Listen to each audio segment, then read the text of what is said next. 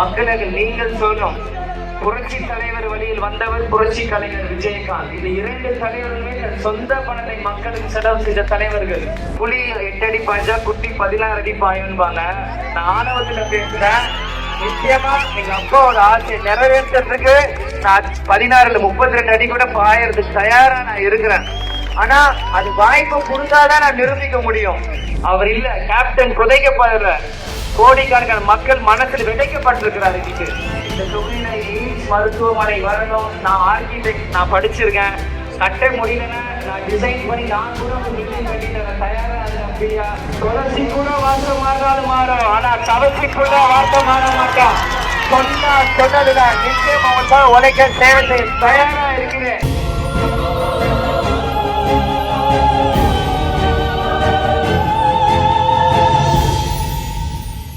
சீக்கிரம் நான் வந்து இறங்கியிருக்கேன். ஆனால் கேப்டனோட தைரியம் எனக்குள்ளேயும் இருக்கு.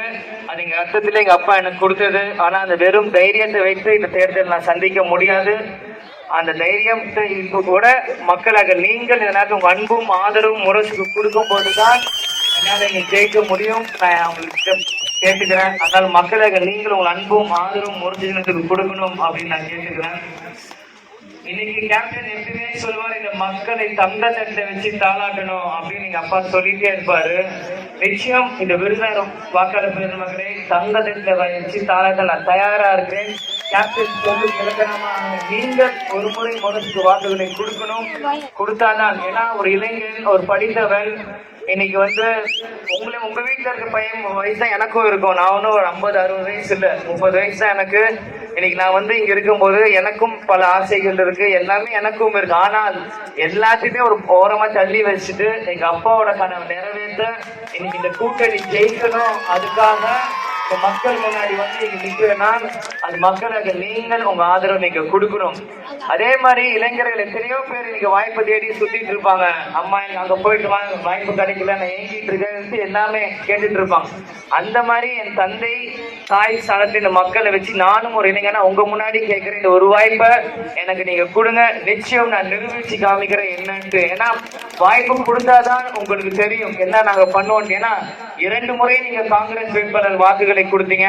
10 வருஷம் அண்ணனை எம்பியா உட்கார வச்சு நீங்க அழகு பார்த்தீங்க. ஆனா பல்வேறுக்கு அண்ணனோட முகம் கூட இங்க தெரியாது. அவர் யார் பேரு கூட நான் யாருக்குமே தெரியாது. ஏதோ காத்துல அப்படியே வருது, நீங்க நியூஸ் அப்படியே போட்டு போயிட்டே இருக்கீங்க. ஏன்னா மக்களுக்கு அவர் என்ன செஞ்சார்? மக்களுக்கு நீங்கள் சொல்லும். புரட்சி தலைவர் வழியில் வந்தவர் புரட்சி கலைஞர் விஜயகாந்த். இந்த இரண்டு தலைவர்களுமே சொந்த பணத்தை மக்களுக்கு செலவு செய்த தலைவர்கள். அவங்க வழியில் வந்தவங்க நீங்க அஇஅதிமுக தேமுதிக கட்சியை சார்ந்த தொண்டர்களும் நிர்வாகிகளும் நாங்களும். இன்னைக்கு கேப்டன் மகன் நானாலே டைரக்டா வேட்பாளர் இருக்கும்போது கண்டிப்பா ஒண்ணு சொல்லுவாங்க, புலி 8 அடி பாய்ச்சா குட்டி 16 அடி பாயும்பாங்க. நான் ஆணவத்துல பேசுறேன். நிச்சயமா எங்க அப்பாவோட ஆசையை நிறைவேற்றதுக்கு நான் 16 32 அடி கூட பாயறதுக்கு தயாரா நான் இருக்கிறேன். ஆனா அது வாய்ப்பு கொடுத்தாதான் நான் நிரூபிக்க முடியும். அந்த வாய்ப்பை நீங்க கொடுத்தாதான் என்னால் நிரூபிக்க முடியும். நீங்க கை தட்டலாம், கூட்டம் சேரலாம், விசில் அடிக்கலாம், என்னை கேள்வி கேட்கலாம். ஆனா சில இடத்துல சில அங்கீகாரத்துல அங்க உட்கார வச்சாதான் மக்களாக நீங்களும் தேர்வு செய்ய முடியும். ஒரு முறை ஒரு வாய்ப்பு கொடுங்க. கேப்டன் மறைந்ததுக்கு அப்புறம் எல்லாருமே கேப்டன் இல்லையேன்ற வருத்தப்படுறீங்க. இருக்கிறப்போ அவரை வந்து யாருமே அந்த அளவுக்கு பெருசா இல்லை, எல்லாருக்கும் பிடிக்கும். ஆனா இந்த நேரத்துல அவர் இல்லைன்னு அவ்வளவு வருத்தப்படுறீங்க. அவர் இல்ல, கேப்டன் புதைக்கப்படுற கோடிக்கணக்கான மக்கள் மனசில் விதைக்கப்பட்டிருக்கிறார் இன்னைக்கு. அதனால் நீங்கள் சிந்திக்கணும். புரட்சி தலைவருக்கு அப்புறம் இன்னைக்கு புரட்சி தலைவர் மறைவு, புரட்சி தலைவர் அம்மா மறைவுக்கு அப்புறம் எனக்கு பெருசா பேசப்படுறது கேப்டனோட மறைவு தான். அதனால அப்படிப்பட்ட ஒரு லட்சிய கூட்டணி, இந்த கூட்டணி மக்களோட கூட்டணி. நீங்கள் சிந்திக்கணும் இந்த தேர்தலில். ஃபர்ஸ்ட் டைம் ஓட்டர்ஸ், யங்ஸ்டர்ஸ்க்கும் நான் சொல்லிக்கிறேன், இளைஞர்களுக்குமே யூடியூப் ரீல்ஸ் அதிகம் பார்த்து உணர்ச்சி வசப்பட்டு தயவு செஞ்சு ஏதோ ஒரு கட்சிக்கு போட்டுறாதீங்க. 18 வயசுல ஈஸியா டிக்கெட் பண்ணிட்டு போயிட்டே இருப்பாங்க. ஒரு 10 வருஷத்துக்கு அப்புறம் நீங்க வேலை பார்க்க முடிஞ்சு நிற்கும் போதுதான் உங்களுக்கு வந்து அந்த கஷ்டம் புரியும்.